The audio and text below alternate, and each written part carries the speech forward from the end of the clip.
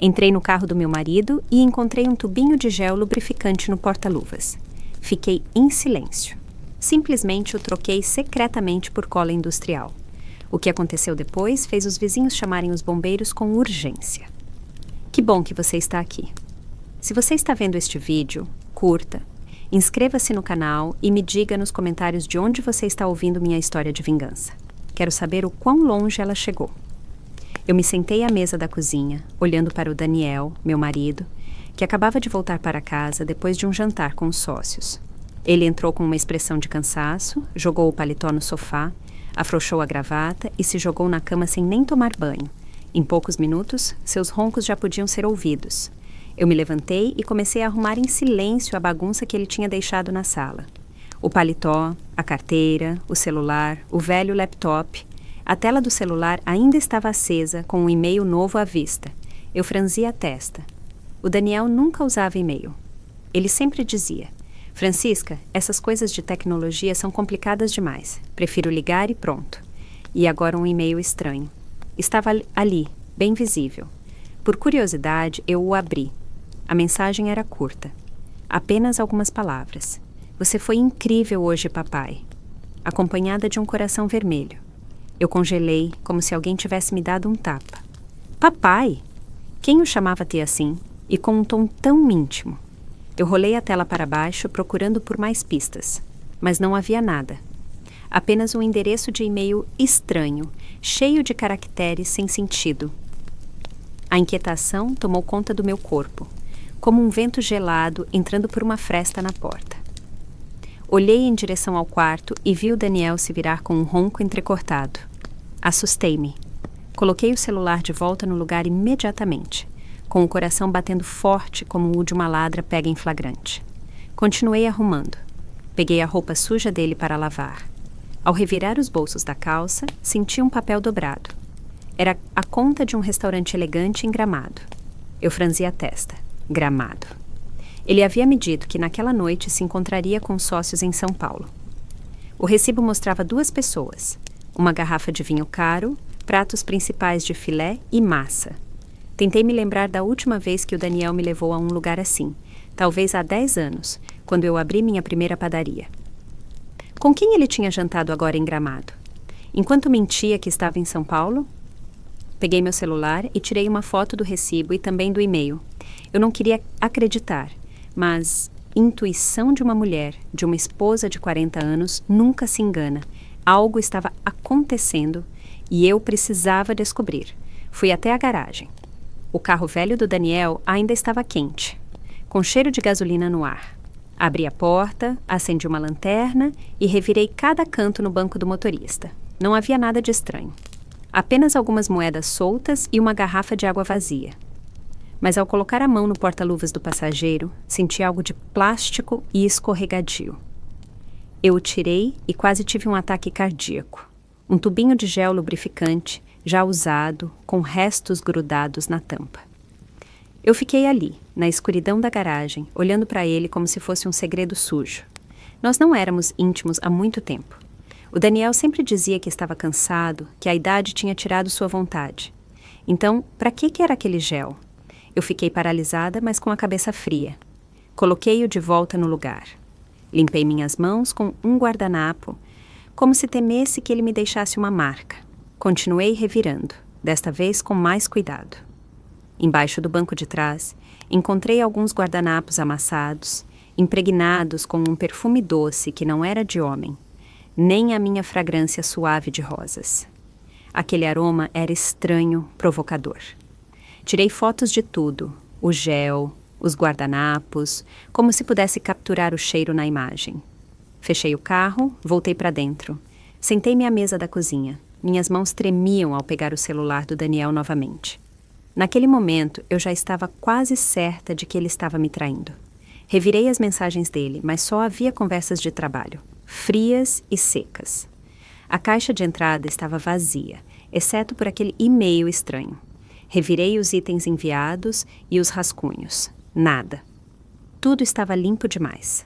Suspeitamente, como se ele tivesse apagado todos os rastros. Na manhã seguinte, Assim que o sol nasceu e a luz suave se infiltrou pelas cortinas da janela, eu já estava acordada fazia tempo. Fiquei na cozinha com as mãos ocupadas. Preparei um café da manhã simples. 2 ovos fritos, um pouco de pão na chapa e uma xícara de café preto bem forte do jeito que o Daniel gostava. Eu quase não dormi a noite toda. A imagem do tubinho de gel, a conta do restaurante e aquele e-mail não paravam de rodar na minha cabeça. O Daniel desceu cansado, com o cabelo bagunçado e os olhos ainda sonolentos. Ele se sentou à mesa, pegou a xícara de café, deu um gole e a deixou pela metade. Tenho uma reunião importante hoje, disse com a voz rouca, sem me olhar nos olhos. Com certeza vou chegar tarde. Eu assenti com um sorriso apagado, embora por dentro quisesse perguntar diretamente. Onde é a reunião? Com quem? De novo, em Gramado? Mas me contive e apenas respondi. Tudo bem, se cuida. Ele se levantou, me deu um tapinha leve no ombro, como de costume, e saiu. A porta se fechou, deixando a cozinha em silêncio, e eu, com a suspeita crescendo cada vez mais. Eu arrumei a mesa, lavei os pratos um por um, mas minha cabeça era um caos. Eu não podia continuar sentada, inventando teorias. Precisava da verdade, provas claras. Peguei o telefone e procurei o número da dona Rosana, uma amiga de longa data que me ajudou muito quando eu abri a padaria. Há um tempo, ela havia me falado sobre um bom detetive particular, especialista em investigar infidelidades. Francisca, se precisar, eu te passo o número do Dantas. Ele é muito discreto e confiável, ela me disse naquela época. Eu nunca imaginei que chegaria a ligar para ele, mas agora eu não tinha outra saída. Disquei o número com a voz trêmula. Rosana? Rosana, você pode me ajudar a entrar em contato com o Dantas? Eu preciso dele. Ela ficou em silêncio por alguns segundos antes de responder. Francisca, o que houve? O Daniel fez alguma coisa?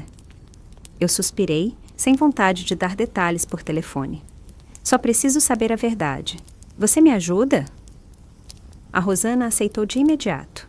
E apenas 1 hora depois, recebi uma mensagem do Dantas me marcando um encontro ao meio-dia em um café pequeno perto do centro. Dona Francisca, pode ficar tranquila, vou te ajudar, ele escreveu. A mensagem era curta, mas suficiente para me dar um pouco de alívio. Naquele meio-dia, fui ao café. Um lugar minúsculo, com mesas de madeira desgastada e o aroma de café torrado enchendo o ar. Eu escolhi um canto isolado onde ninguém me olharia. O Dantas entrou. Um homem de meia idade, baixo e robusto, com uma camisa azul clara, simples, mas com olhos profundos que pareciam ler tudo.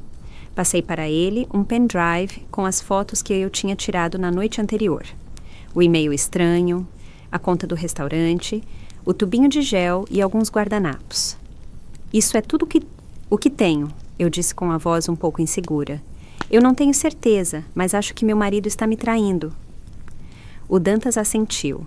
Ele revisou cada imagem no celular e foi anotando com cuidado em uma caderneta pequena.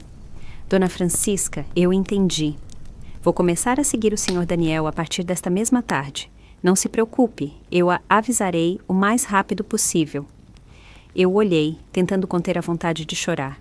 Obrigada, eu disse baixinho. Eu só quero saber a verdade, seja qual for. O Dantas assentiu com um olhar cheio de compreensão. Farei tudo o que for possível. Vá tranquila e não levante suspeitas. Eu saí do café e caminhei no meio da multidão, mas a solidão me envolvia como nunca antes. 40 anos de casamento. Eu havia confiado tudo ao Daniel. Sempre acreditei que ele era um homem de família, alguém que estaria comigo em qualquer dificuldade. E agora aqui estava eu, contratando alguém para seguir meu próprio marido. À noite, enquanto estava sentada na padaria, revisando as notas fiscais de entrega, meu telefone vibrou. Uma mensagem do Sr. Dantas. Eu a abri com o coração batendo a 1000. Era uma foto. O Daniel, com a camisa azul clara que ele costumava usar, entrando em um restaurante elegante de mãos dadas com uma mulher. Ampliei a imagem e senti que meu coração parou. Era a Cecília, minha nora. Ela usava um vestido preto justo, muito maquiada. Lábios vermelhos intensos, o cabelo solto. Eles não pareciam sogro e nora, mas um casal em pleno encontro. Eu me deixei cair na cadeira, com a mão tremendo enquanto segurava o celular. a Cecília. Como era possível? Nas reuniões de família, ela e o Daniel sempre agiam de forma distante, quase não conversavam. O Sr. Dantas enviou mais fotos. Em uma delas, eles estavam sentados em um canto isolado, a mesa decorada com velas e flores. A Cecília inclinada para ele, sorrindo, e o Daniel tocando a taça dela com um olhar estranhamente terno. Eu vi a foto e senti como se alguém estivesse apertando meu peito. Em 40 anos, eu nunca o tinha visto me olhar assim, nem mesmo quando éramos jovens. Quando eu era aquela garota de Minas Gerais com o cabelo longo e um sorriso radiante. Ele me olhava daquele jeito. Já de madrugada, chegou um vídeo do Sr. Dantas. Coloquei os fones de ouvido, apertei o play com as mãos tão trêmulas que quase deixei o celular cair. No vídeo, a Cecília se inclinava no ouvido do Daniel, sussurrando algo que o fez rir alto. A voz dela soava doce, seus olhos brilhavam sob as luzes do restaurante. Depois, eles se levantaram, saíram, e o Daniel, cavalheiro, abriu a porta do carro para ela como se ela fosse uma dama e ele, seu amante perfeito. Repeti o vídeo várias vezes e a cada vez era como uma facada a mais no coração. A Cecília, minha nora, a quem eu tratei como uma filha, a quem ensinei a fazer o pudim de leite condensado tradicional da família. E o Daniel, o homem a quem eu entreguei toda a minha vida, com quem construí uma família. O que eles estavam fazendo nas minhas costas? Nas costas do meu filho, o Ricardo? Eu guardei todas as fotos e o vídeo em um pendrive, anotando cada detalhe. Data, hora, lugar, até o nome do restaurante. Minhas mãos trabalhavam como em modo automático, mas minha mente era um caos. Eu não queria acreditar. Eu não podia acreditar que o Daniel e a Cecília fossem capazes de algo tão baixo. Mas a evidência estava na minha frente. Eu fiquei na padaria, entre bandejas de pães doces que cheiravam deliciosamente, mas sentia que tudo estava desmoronando. Lembrei dos primeiros dias do negócio, quando o Daniel me ajudava a carregar sacos de farinha, quando ríamos juntos naquela cozinha pequena. Agora, tudo parecia uma lembrança distante. Na manhã seguinte, eu estava na pequena cozinha da padaria, com a lista de pedidos para um grande hotel no centro da cidade. O cheiro de farinha e baunilha, que sempre me trazia paz, parecia vazio naquele dia. Assim que terminei de assinar a nota fiscal de entrega, o celular voltou a vibrar no bolso do meu avental. Eu limpei as mãos e meu coração se encolheu ao ver que era uma mensagem do detetive Dantas. Apenas uma frase curta. Senhora Francisca, estou enviando mais provas. Eu respirei fundo, tentando manter a calma, mas minhas mãos tremiam ao abrir a mensagem. Uma série de fotos apareceu na tela. Na primeira, o Daniel, com a camisa cinza de sempre, saindo de um escritório de advocacia perto da Praça Central. Ao lado dele, a Cecília, com um vestido de escritório bege, o cabelo preso em um rabo de cavalo alto e óculos escuros enormes que cobriam quase todo o rosto. Eles caminhavam juntos, bem perto, não como sogro e nora, mas como um casal. Na foto seguinte, eles já estavam em frente a um hotel de 4 estrelas, com portas de vidro brilhantes e uma placa dourada. Eu ampliei a imagem, procurando desesperadamente por algum sinal para negar o que eu estava vendo, mas não havia nada. Eles pareciam naturais demais, confortáveis demais, estando juntos. Em seguida, apareceu um vídeo curto do Sr. Dantas. Eu dei play, e meu coração batia tão forte que parecia que ia explodir. A filmagem era de longe, mas clara o suficiente para ver o Daniel e a Cecília na sacada do 3º andar do hotel. Ele tinha o braço ao redor da cintura dela, e ela encostava a cabeça no ombro dele, com o cabelo longo se movendo suavemente com o vento. E de repente, como uma facada, eu vi como eles se davam um beijo rápido, sem disfarçar, sem se esconder. Foi um beijo breve, mas foi suficiente para queimar a última faísca de esperança que eu tinha. Eu assisti ao vídeo novamente, quadro por quadro, cada imagem se cravando mais fundo em mim. A cortina do quarto se abriu um pouco e a Cecília apareceu correndo para abraçar o Daniel, com o rosto iluminado de felicidade, como se fosse uma garota apaixonada. Eu me joguei na cadeira, agarrando a borda da mesa para não desmoronar. O Sr. Dantas escreveu: além disso, eles alugaram o quarto desde a tarde. Parece que vão passar a noite, continuarei monitorando. Eu li a mensagem várias vezes com a garganta apertada, como se estivesse sendo estrangulada. Apenas algumas horas antes, o Daniel havia me enviado uma mensagem. Francisca, não volto hoje. Preciso me encontrar com um potencial sócio estrangeiro. Durma cedo. O tom era doce, atencioso, como ele sempre falava comigo há anos, mas agora eu sabia que era apenas uma mentira bem elaborada. Potencial sócio estrangeiro? Ele não estava aqui, em um hotel de 4 estrelas, com a nossa própria nora. Eu abri o disco rígido portátil e guardei com cuidado cada foto, cada vídeo. Toda vez que eu apertava o botão de salvar, eu revisava a imagem, como se quisesse ter certeza de que não estava sonhando. No vídeo, o olhar do Daniel para Ana Cecília era terno. A maneira como ele acariciava o cabelo dela me lembrou dos tempos, há mais de 30 anos, quando ele fazia isso comigo. Nós éramos jovens, e eu acreditava que nosso amor seria eterno. Agora, vendo aquilo, eu só via falsidade e traição descarada. Lembrei das reuniões de família, todos sentados ao redor da mesa. A Cecília sempre se sentava longe do Daniel. Às vezes, ela até o olhava com nojo. Quando ele fazia alguma piada, o Ricardo brincava, dizendo: "Mãe, acho que a Cecília não suporta o pai. Ela sempre o evita como se ele tivesse peste." Eu também acreditei. Eu pensava que eles não se davam bem, que ela só estava tentando se encaixar na família. Mas agora eu entendia que tudo tinha sido uma farsa. Eles atuaram muito bem na minha frente, na frente do Ricardo, na frente de todo o bairro. Eu me senti uma boba, uma esposa cega, enganada por 2 traidores. Bem na frente dos meus olhos, na rua. As pessoas seguiam suas vidas sem saber o que estava acontecendo naquela sacada de hotel. Mas o Sr. Dantas havia capturado o momento perfeito, como um caçador silencioso. Eu respondi: "Obrigada. Por favor, continue monitorando. Eu preciso saber de tudo." Ele respondeu brevemente: "Farei isso. Mantenha-se calma." Naquela noite, eu voltei para casa, o que costumava ser o meu lar com o Daniel. Abri a gaveta do quarto e peguei um envelope grosso. Eu imprimi todas as provas. Fotos do Daniel e da Cecília saindo do escritório do advogado. Fotos deles entrando no hotel. Fotos deles na sacada e cada quadro do vídeo. Eu as organizei com cuidado, fechei o envelope e o escondi no fundo da gaveta, debaixo das fotos antigas da família. Olhei para a foto onde nós 4 estávamos. Eu, o Daniel, o Ricardo e a Cecília, em uma festa de aniversário do Ricardo de alguns anos atrás. A Cecília sorria, abraçando o Ricardo, enquanto o Daniel estava ao meu lado, com o braço sobre meu ombro, orgulhoso. Agora, ao olhá-la, eu só queria rasgá-la em pedaços. Ao amanhecer do dia seguinte, quando a luz ainda não tinha aparecido, eu ouvi a porta da frente se abrir devagar. O Daniel entrou cambaleando, com cheiro de álcool. "O sócio é muito difícil, Francisca." Ele reclamou com a voz rouca e os olhos vermelhos, como se tivesse passado a noite inteira acordado. "Tive que beber muito. Estou morto de cansaço."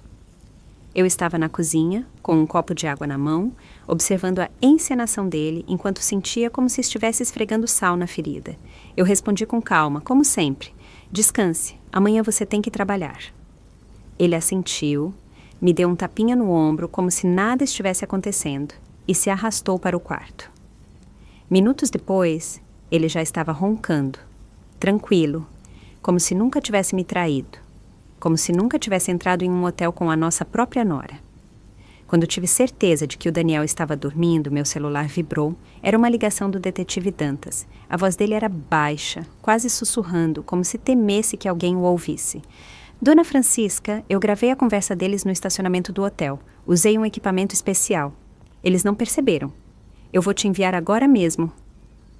Meu coração batia forte, mas eu apenas respondi: "Obrigada, Dantas. Me envie a gravação." Minutos depois, um arquivo de áudio apareceu nas minhas mensagens. Coloquei os fones de ouvido, sentei-me à mesa e dei play. A voz da Cecília foi a primeira, fria e ambiciosa. "Papai, agiliza a questão desse contrato falso. Eu quero ter toda essa rede de lojas logo. Quero tirar essa velha da sua casa." Eu senti um soco no peito, apertei o celular com força. Então, a voz do Daniel, grave e confiante: "Esses papéis, a Francisca não sabe de nada. Deixe nas minhas mãos. Ela confia muito em mim. Senti como se estivessem enfiando uma faca no meu coração. Eles não estavam apenas me traindo.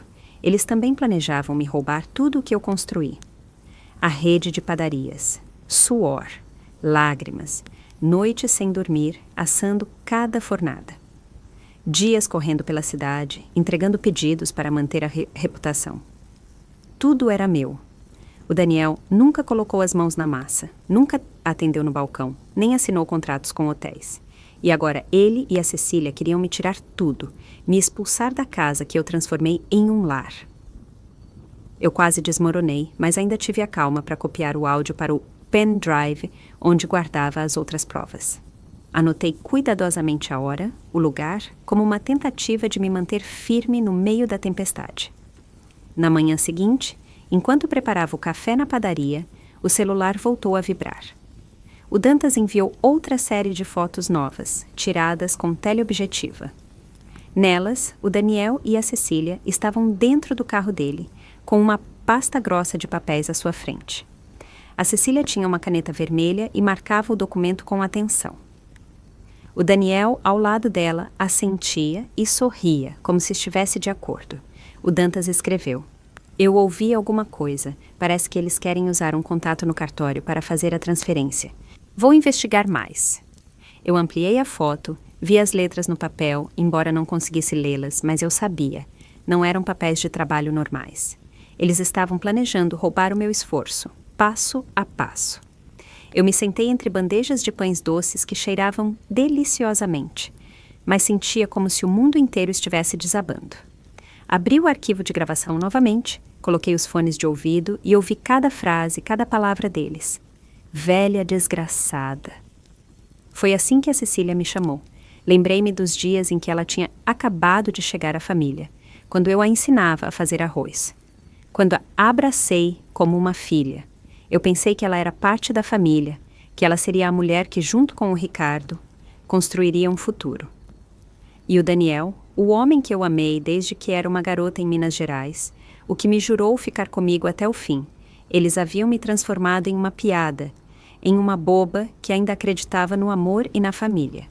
Uma cliente de longa data entrou. A dona Clara, que sempre comprava pães para os netos. Francisca, sua padaria está sempre lotada ultimamente. Sua rede de lojas está se expandindo. Eu me sinto muito orgulhosa de você. Ela disse, rindo com a voz calorosa. Eu forcei um sorriso e respondi. Obrigada. Faço o que posso. Mas por dentro, eu estava em uma confusão. Eu me perguntava se ela soubesse a verdade, o que ela pensaria, que eu era uma mulher forte ou apenas uma boba traída por seu marido e sua nora? Embrulhei os pães para a dona Clara. Eu a despedi na porta e me joguei na cadeira com as mãos na cabeça. Eu queria chorar, mas não saíam lágrimas. Em vez disso, uma raiva silenciosa ardia como o fogo de um forno, pronta para se acender a qualquer momento. Naquela noite, no jantar, eu me sentei em frente ao Daniel na cozinha pequena, sob a luz amarela que dava um tom estranho ao seu rosto. Ele comia e falava com uma voz monótona, como se nada estivesse acontecendo. Francisca, esta semana eu tenho que assinar alguns papéis importantes da empresa. Talvez eu precise que você os revise. São complicados. Eu peguei um pedaço de pão, fingi dar uma mordida, mas na minha cabeça só ecoava a voz da Cecília na gravação. Papai, agiliza a assinatura dos contratos falsos. Eu sabia que ele estava me testando. Ele queria me arrastar para o seu plano sujo. Eu dei a ele um sorriso seco e respondi. Sim, depois eu vejo. Agora estou cansada. Ele assentiu, bebeu um gole de vinho, me olhando como se nada.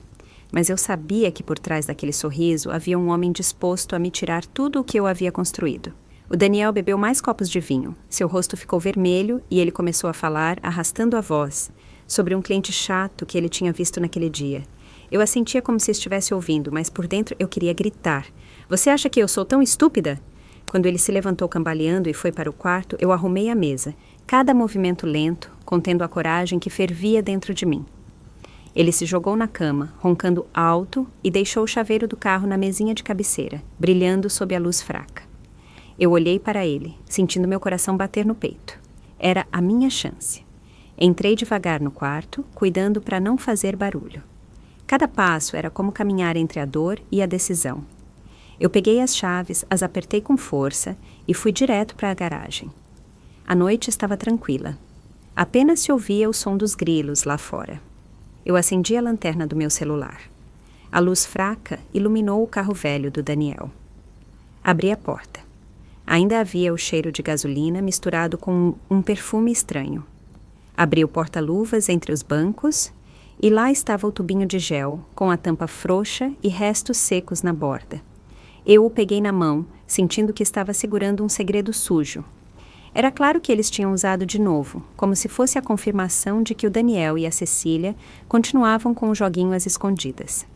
Levei o tubinho de gel para a cozinha, o coloquei sobre a mesa e lavei minhas mãos com sabão de limão. Eu as esfreguei a fundo, como se quisesse apagar todo o rastro da traição que eu acabara de tocar. O aroma fresco não acalmou minha raiva, mas me ajudou a me manter serena. Abri a gaveta de ferramentas e peguei um tubo de cola industrial transparente, a mesma que usei uma vez para consertar uma cadeira na padaria. Abri o gel com cuidado, o preenchi com a cola, gota a gota, até enchê-lo por completo. Limpei o bico, agitei suavemente para que se misturasse e testei um pouco. Saiu uniformemente, igual ao gel original. A olho nu, ninguém notaria a diferença. Eu sorri levemente, embora por dentro sentisse um furacão. Não era um jogo, era o primeiro passo para ter justiça de volta. Deixei o tubinho de volta no porta-luvas, arrumei o tapete e o assento como estavam, como se ninguém tivesse tocado em nada antes de fechar o carro. Abri o porta-malas para conferir. Só havia sacolas amassadas, uma garrafa de água vazia e uma camisinha não usada jogada em um canto. Meu coração pulou, mas eu já não me surpreendi. Tirei fotos com o celular, adicionando-as à coleção de provas que crescia a cada dia. Cada imagem era mais uma peça, um lembrete de que eu não podia permitir que o Daniel e a Cecília continuassem mentindo. De volta em casa, deixei as chaves no lugar, ao lado do despertador do Daniel. Peguei um livro velho e me sentei no sofá da sala, fingindo ler. A luz fraca caía sobre as páginas, mas eu não li nada. Minha cabeça estava girando.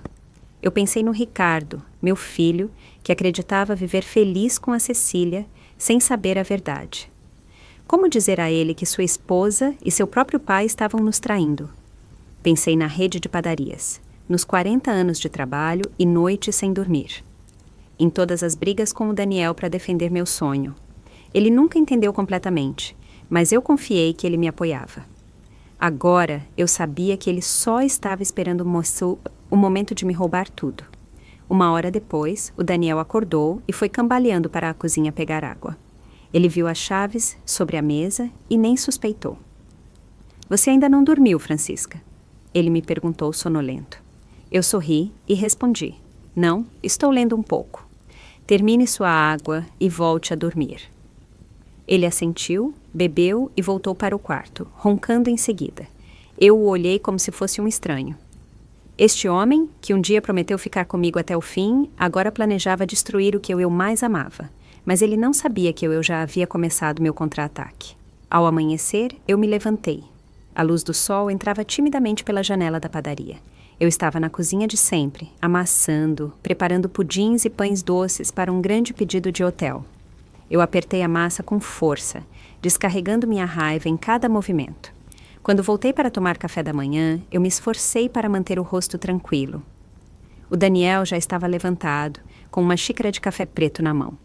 Eu servi ovos e pão e disse com calma: "Daniel, amanhã eu tenho que viajar para Porto Alegre para assinar um contrato com um novo sócio. Com certeza vou chegar tarde. Você se vira com a comida?" Eu o observei de canto de olho. Ele levantou o olhar, surpreso. Mas em seus olhos brilhou algo que não era preocupação, mas alívio.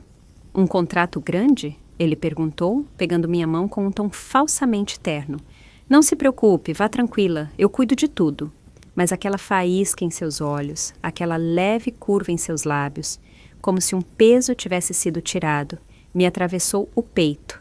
Ele queria que eu fosse embora, e eu sabia muito bem por quê. Eu sorri e assenti. "Obrigada. Eu ligo se voltar tarde." Ele deu outro gole de café. Depois se levantou, dizendo que tinha que chegar cedo à empresa. Quando ele saiu pela porta, eu vi que ele tinha deixado o celular na mesa e a tela se acendeu com uma chamada perdida. O nome que apareceu era CC. Eu franzi a testa. Meu coração batia forte. Cecília Correia. Eu tinha certeza de que era ela. Antes que eu pudesse tocar no telefone, o Daniel voltou, o pegou com pressa e apagou a tela na minha frente. Eu me esqueci. Ele murmurou, sorrindo forçadamente. E foi embora. Eu fiquei ali, vendo a porta se fechar, sentindo como se tivessem me dado um tapa na cara. Ele nem se preocupou em esconder mais. Naquele dia, eu trabalhei como uma máquina, entregando pães, assinando notas fiscais, sorrindo para os clientes. Mas minha mente só girava em torno do Daniel e da Cecília. Eu não podia permitir que eles continuassem com a farsa. Nas minhas costas e nas costas do Ricardo. Eu precisava de mais provas. Ouvir da própria boca deles o que eles diziam quando acreditavam que ninguém os estava descobrindo. Naquela noite, eu fingi estar cansada. Eu fui para a cama cedo e disse ao Daniel: amanhã eu tenho que acordar cedo para pegar o ônibus. Vou dormir. Ele assentiu, me deu um tapinha no ombro. Descanse, Francisca. Se cuida na estrada. Eu me deitei. Fechei os olhos, mas afinei os ouvidos, atenta a cada som na casa. Perto da meia-noite, quando os roncos do Daniel pararam, eu o ouvi sair da cama em silêncio. Uma luz fraca do celular brilhou na escuridão. Ele saiu do quarto com o telefone, acreditando que eu estava dormindo. Eu fiquei quieta, o coração batendo forte. Depois eu me levantei devagar e o segui nas pontas dos pés. Eu me escondi atrás da cortina grossa da sala e o vi parado em um canto escuro perto da janela. Ele colocou o telefone na orelha e falou baixo. Claro, amanhã venha para casa, assim não precisamos mais ir para o hotel. A Francisca tem que viajar para assinar um contrato e vai voltar tarde. Eu ouvi uma risadinha suave do outro lado. A voz doce da Cecília. Que bom, papai, finalmente em paz. O Daniel riu, respondendo. Sim, venha cedo, estarei te esperando. Eu fiquei ali, atrás da cortina, sentindo que meu sangue fervia. Eles não estavam apenas me traindo. Eles também pretendiam transformar minha casa, o lar do meu filho e meu, em seu lugar de encontro. Que nojo! Eu voltei em silêncio para o quarto. Abri uma gaveta e peguei o velho gravador do Ricardo. O presente que eu comprei para ele na faculdade para gravar as aulas. Eu verifiquei a bateria, coloquei uma nova e ativei a gravação contínua. Eu o escondi atrás da estante, no quarto, ao lado da cabeceira, certa de que ele capturaria tudo. Eu ajustei o cabo com cuidado e o cobri com um porta-retratos da família. A foto de nós 4 no casamento do Ricardo e da Cecília. Ao olhá-la, eu senti um gosto amargo. O sorriso da Cecília, o abraço do Daniel agora eram pura mentira. Antes de voltar para a cama, eu verifiquei novamente se o gravador estava funcionando. Coloquei o porta-retratos bem para cobrir o cabo. Depois me deitei, fingindo dormir. O Daniel voltou para o quarto. Se jogou na cama e roncou como se nada. Eu, com os olhos abertos na escuridão, mais acordada do que nunca. Eu peguei o relógio e programei o alarme para mais cedo do que o normal. Fechei os olhos, mas não para dormir. Eu estava pronta para o próximo passo do meu plano. Eu acordei às 5 horas da manhã, quando ainda estava escuro. Apenas a luz fraca dos postes entrava pela janela. A casa estava em silêncio. Apenas se ouvia o ronco contínuo do Daniel vindo do quarto. Eu estava na cozinha com uma xícara de café frio na mão, olhando fixamente para a panela com óleo que já tinha pronta no fogão. Era o último passo do meu plano. Uma armadilha de fumaça simples, mas suficiente para expor a verdade. Eu amarrei um fio fino no acendedor do fogão. Eu o levei até perto da janela e o juntei a um objeto pesado, uma lata velha de café que eu encontrei no armário. Apenas ativando-o à distância, a chama acenderia o óleo, faria uma fumaça preta e densa, suficiente para que os vizinhos se alarmassem. Eu abri um pouco a janela ao lado do fogão para que a fumaça pudesse sair. Depois testei uma vez. A fumaça subiu rapidamente, formando espirais como um aviso. Eu a apaguei imediatamente. Verifiquei tudo de novo e me certifiquei de não deixar rastro que fizesse o Daniel suspeitar. Eu vesti um casaco, peguei minha bolsa grande e fingi que estava indo viajar. Antes de sair, entrei no quarto e balancei o Daniel suavemente. Tenho que ir para a rodoviária agora, eu disse com a voz tranquila. Vou assinar um contrato. Com certeza volto tarde da noite. Ele abriu os olhos com a voz sonolenta. Tudo bem, se cuida, Francisca. Me liga se precisar de algo. Depois, ele enfiou o rosto no travesseiro e continuou dormindo. Eu o olhei. O homem que eu amei e em quem confiei um dia. Agora, deitado, sem perceber a armadilha que o esperava. Eu me virei com o coração pesado, mas as pernas firmes me levaram até a porta. Em vez de ir para a rodoviária, eu fui para a casa da dona Luana, minha vizinha e amiga da frente. Ela abriu a porta e me olhou preocupada ao me ver com a bolsa. Francisca, o que você está fazendo acordada tão cedo? Aconteceu algo? Ela perguntou com carinho. Eu sorri forçadamente. Luana, eu posso ficar aqui por algumas horas. Eu preciso. Preciso observar minha casa. Ela franziu a testa, mas não disse mais nada. Ela me serviu um café quente e me colocou em uma cadeira ao lado da janela. De lá, era possível ver a entrada da minha casa, por onde o Daniel e a Cecília iriam entrar, onde a verdade iria sair. Perto das 10 horas, um táxi parou em frente à casa. A Cecília desceu com um vestido florido leve e óculos escuros, como se temesse que alguém a reconhecesse. O Daniel abriu a porta, olhou para os lados apressadamente e a colocou para dentro rapidamente. Eu apertei a xícara com força, meu coração batendo no peito. Já é hora. Eu murmurei e ativei no meu celular o aplicativo conectado ao gravador escondido que eu havia deixado no quarto. O som começou a sair pelos fones de ouvido. Risadas da Cecília. O tilintar de copos, passos pesados. Eu ouvi a voz grave do Daniel. Ah, que paz! Não temos mais que nos esconder em um motel. A Cecília riu. Você sabe escolher o momento. A velha já foi embora, não é? Eu mordi os lábios, aguentando a raiva ao ouvir como ela me chamava de a velha, com tanto desprezo. Depois a cama começou a ranger, junto com ruídos que eu não queria continuar ouvindo. Eu fechei os olhos, respirei fundo e me disse: espere mais um pouco, Francisca. Apenas um pouco mais. Alguns minutos depois, de repente, a Cecília gritou: que diabos é isso? Estamos grudados! A voz dela era de pânico, quase chorando.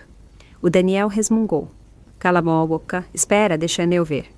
Eu sorri. Eu apenas toquei no meu celular e ativei a armadilha de fumaça à distância. O fio puxou com força. O fogão se acendeu. A panela com óleo pegou fogo. A fumaça preta saiu em espirais grossas pela janela da cozinha, se espalhando lá fora como um sinal de alarme. A dona Luana se assustou. Olhou pela janela. Francisca, sua casa está pegando fogo!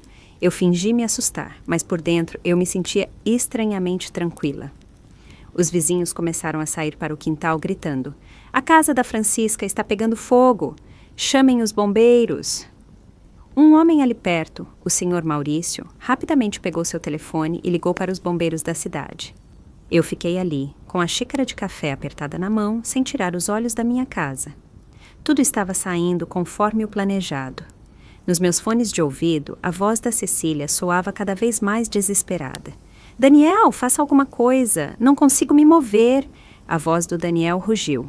Não grite, estou tentando aqui. Mas eu sabia que eles não podiam fazer nada. O tubo de cola industrial que eu troquei já estava funcionando, deixando-os presos no momento mais humilhante. Eu imaginei a cena deles se debatendo, assustados, e uma parte de mim se sentiu satisfeita. Não porque eu fosse cruel, mas porque eles me empurraram para isso. Eles queriam me tirar a padaria, a família e até minha honra. Agora, eu faria com que eles pagassem. Eu olhei pela janela. A fumaça continuava a sair, cada vez mais espessa. Os vizinhos se aglomeravam, gritando em pânico. O que está acontecendo aqui? Onde está a Francisca? Alguém perguntou. Ela viajou a trabalho. Foi o que eu ouvi, respondeu outra pessoa. A dona Luana me olhou com olhos cheios de suspeita, mas não disse nada. Apenas apertou minha mão suavemente. Eu sabia que ela estava desconfiando de algo. Mas eu não precisava dar explicações. A verdade estava prestes a explodir, e eu já estava pronta. Apenas 10 minutos depois, a sirene do caminhão de bombeiros soou no final da rua, como um sino da morte. O veículo vermelho acelerou e parou em frente à minha casa. Eu vi o Ricardo pular do banco do motorista com seu uniforme de chefe dos bombeiros, o rosto tenso. Meu filho gritou alto, com a voz firme. Preparem as ferramentas, rápido! Pode haver gente lá dentro! Eu o olhei e senti uma dor aguda. Meu filho, sempre orgulhoso da família e dos pais. Agora, ele estava prestes a enfrentar a verdade mais cruel. Eu quis correr, abraçá-lo e dizer: me perdoa, Ricardo. Mas eu não tinha outra saída. Eu fiquei imóvel, deixando que tudo seguisse seu curso. A fumaça da cozinha continuava a subir densa, fazendo o Ricardo e sua equipe acreditarem que havia um incêndio grave. Meu filho liderou a entrada com uma marreta, quebrou a porta da frente e o som da madeira se quebrando ecoou no ar. Seus companheiros o seguiram com mangueiras e extintores. Eu ouvi o alvoroço vindo do quarto. Os gritos desesperados do Daniel, misturados com os soluços da Cecília. Faça alguma coisa, Daniel, eu não aguento mais. O Daniel resmungava. Cala a boca, não grite. Eu mordi os lábios, apertando o telefone onde o aplicativo continuava transmitindo o áudio do microfone escondido. Eles estavam presos, impotentes, exatamente como eu havia calculado. O Ricardo entrou no quarto e eu pude imaginar o que ele encontrou. Seu próprio pai e sua esposa, nus, grudados um no outro na cama, com os rostos pálidos de dor e pânico. Eu não estava lá, mas pelos fones de ouvido eu ouvi a voz do Ricardo parar, trêmula. O quê? O que é isso? Um bombeiro atrás dele murmurou surpreso. Meu Deus do céu! Outro não conseguiu segurar e soltou uma risada nervosa. Mas imediatamente o Ricardo gritou. Cala a boca! Eu sabia que aquele grito não era apenas para manter a ordem, mas a última tentativa do meu filho de esconder sua dor.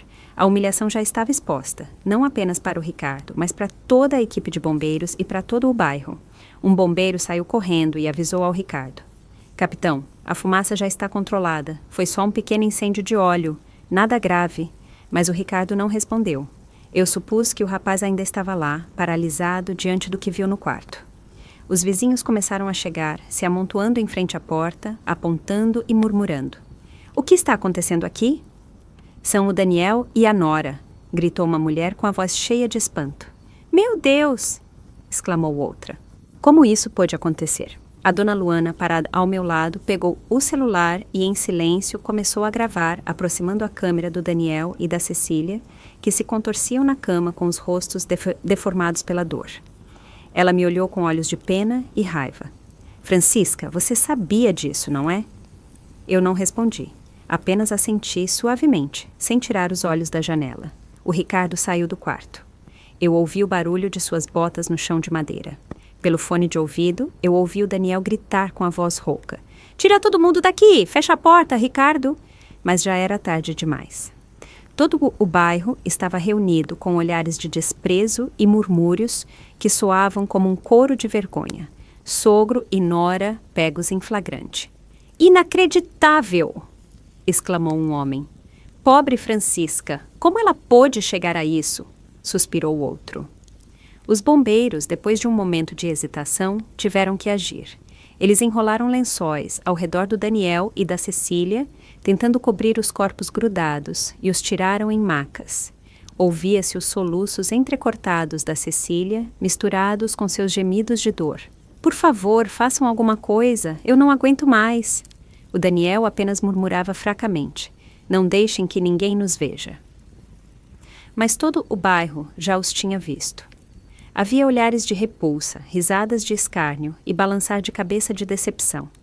Eles foram levados, enrolados em um lençol fino, no meio do murmúrio crescente. Que vergonha! Sogro e nora! Pelo amor de Deus, que imundice! A multidão ainda estava reunida na entrada quando a ambulância partiu com a sirene ligada. Entre as vozes altas misturavam-se gargalhadas. Que espetáculo mais tremendo! Gritou o Sr. Maurício, o vizinho falador. Não dá para acreditar que existam duas pessoas tão descaradas assim na vida. Uma senhora balançou a cabeça e sussurrou para a que estava ao lado. Pobre Francisca. Eu fiquei no meio das pessoas, fingindo estar surpresa, como se tivesse acabado de chegar correndo da rodoviária. O Ricardo permaneceu imóvel no quintal, com os braços pendurados e o rosto pálido como um morto. Seus companheiros evitavam olhá-lo e recolhiam as ferramentas em silêncio. Eu sabia que o Ricardo não estava apenas chocado por ver seu pai e sua esposa grudados na cama, mas pela dupla traição das duas pessoas que ele mais amava. Eu quis correr para abraçá-lo, dizer que eu sentia muito por tê-lo deixado ver algo assim, mas eu me contive e caminhei atrás da dona Luana, que em silêncio me acompanhou até o hospital.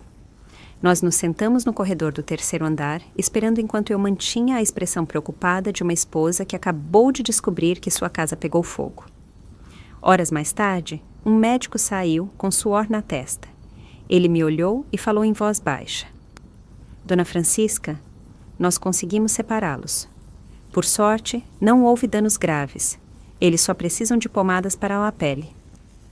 Eu assenti, fingindo alívio, enquanto meus dedos disfarçadamente tocavam a bolsa, onde eu levava escondidos 2 tubos de mostarda espessa que eu já tinha preparado. Obrigada, doutor. Eu disse com a voz trêmula, para esconder meus planos. Eu posso vê-los? Ele assentiu e me conduziu até o balcão da enfermaria, onde me entregaram 2 tubos de pomada. A enfermeira, uma garota jovem, me olhou com compaixão. Senhora, essa situação é muito difícil. Eu sinto muito. Eu assenti com um sorriso fraco e, no momento em que ela se virou, troquei os tubos pelos de mostarda que eu tinha na minha bolsa. Minhas mãos se moveram rápidas e seguras, como se eu tivesse ensaiado aquilo centenas de vezes na minha cabeça. Eu entrei no quarto do hospital com um tubo de mostarda na mão, fingindo preocupação. Daniel, Cecília, vocês estão bem? A Cecília estava na cama com o cabelo bagunçado, os olhos vermelhos, incapaz de me olhar. O Daniel, ainda pálido, murmurou. Francisca, eu vou te explicar. Mas eu não o deixei continuar. Coloquei o tubo de mostarda sobre a mesa, ao lado da cama, e saí. Minutos depois, um grito dilacerante saiu do quarto. A Cecília cobriu o rosto, chorando. Queima! Minha pele está queimando! O Daniel se contorcia na cama, praguejando. Que diabos é isso? Quem fez isso? O corredor inteiro ficou em alvoroço. Pacientes e familiares saíram para olhar. Uma senhora murmurou para o filho. São eles, o casal do vídeo de hoje de manhã na internet, o sogro com a nora. Que vergonha. Outro acrescentou. Bem feito para eles. O médico correu para o quarto. Pediu que as enfermeiras limpassem a pele e aplicassem um neutralizante. Mas a humilhação do Daniel e da Cecília já era pública, impossível de ser contida. O vídeo da dona Luana, gravando como eles eram levados na maca, se espalhou por todo o bairro e até nas redes sociais. Eu estava no corredor, ouvindo os murmúrios, sentindo como se o mundo inteiro estivesse testemunhando a queda daqueles 2 traidores. Quando a multidão se dispersou, o Ricardo entrou no quarto com uma pasta grossa na mão. Eu o tinha ligado assim que a ambulância partiu, pedindo que ele pegasse o envelope com as provas que eu guardava na gaveta e os 2 papéis de divórcio que eu tinha prontos. Ele me entregou a pasta com o olhar vazio, sem dizer nada. Eu a abri, peguei os documentos e os coloquei na mesa, em frente ao Daniel e à Cecília. Eu os olhei diretamente nos olhos, com a voz fria, mas firme. 40 anos de casamento terminam aqui. Assinem e depois façam o que quiserem, contanto que sumam da vida do meu filho e da minha. A Cecília desabou, chorando, olhando para o Ricardo. Amor, me perdoa. Eu errei. Eu te imploro, me perdoa. Mas o Ricardo apenas a observou com o olhar duro como uma pedra e saiu sem dizer uma palavra. O Daniel tentou agarrar minha mão, a voz trêmula. Francisca, me ouve? Eu não queria isso. Eu me soltei bruscamente, o interrompendo. Não diga mais nada, Daniel. Este caminho você escolheu. Ele gritou desesperado. Francisca, por favor! Mas a enfermeira entrou e avisou. Façam silêncio, isso é um hospital. Eu me virei sem olhar para trás. No corredor, eu vi o Ricardo encostado na parede, com a cabeça entre as mãos. Eu me aproximei, coloquei minha mão sobre o ombro dele, mas ele não levantou o rosto. Mãe! Ele sussurrou com a voz quebrada. Por que tinha que ser o pai? Por que ela? Eu não respondi. Apenas o abracei com força, compartilhando sua dor com a minha. Naquele instante, eu soube que o Daniel e a Cecília tinham perdido tudo. Honra, casamento e até o plano sujo deles. Mas eu e o Ricardo também tínhamos perdido uma família. Eu apenas esperava que com o tempo nós encontrássemos a paz. Algumas semanas depois do escândalo, minha padaria estava mais cheia do que nunca. A sineta da porta tocava sem parar. Os clientes entravam e saíam com sorrisos e elogios. "Francisca, como você é forte!" disse a dona Clara, segurando uma sacola com pudins recém-assados. "Todo o bairro se sente orgulhoso de você, de como você defendeu seu negócio de família no meio de tanta sujeira." Eu sorri, agradeci. As pessoas me apoiavam, me chamavam de a mulher forte, mas só eu sabia que aquela força vinha dos pedaços quebrados do meu coração. Toda vez que eu olhava para o forno, onde trabalhei com suor e lágrimas por 40 anos, eu me lembrava do Daniel e da Cecília. Os que quiseram me tirar tudo, mas falharam. E eu continuo aqui, com minha padaria, com o Ricardo e com uma vida nova. O Ricardo se mudou para morar comigo logo depois daquele dia. Ele não falava muito sobre o que tinha acontecido, mas eu notava a mudança. Ele já não era o Ricardo alegre, sempre rindo como antes. Seus olhos agora pareciam profundos, como se carregassem uma ferida que não fechava. "Mãe, eu quero ficar aqui um tempo." Ele me disse na primeira noite, enquanto entrava com a mala. "Eu vou te ajudar a gerenciar a padaria, a falar com os clientes. O que você precisar." Eu o abracei. Senti o calor daquele filho que eu havia criado e apenas assenti sem perguntar nada. Eu sabia que o Ricardo precisava de tempo, e eu também. Toda manhã nós abríamos a padaria juntos. Eu preparava o forno, ajeitava as bandejas e o Ricardo revisava as notas fiscais e ligava para hotéis e restaurantes. "Mãe, o Hotel Copacabana Palace quer aumentar o pedido de pão doce para a próxima semana." Ele me gritou da caixa com a voz tranquila, mas sem o brilho de antes. Eu respondi: "Tudo bem, confirma o pedido. Eu preparo mais massa." Aqueles momentos simples me davam uma paz que eu não sentia há anos. Não havia mais os olhares falsos do Daniel, nem a voz melosa e calculista da Cecília. Só restávamos o Ricardo e eu, cuidando do que ainda tínhamos. Os jantares agora eram apenas de nós dois.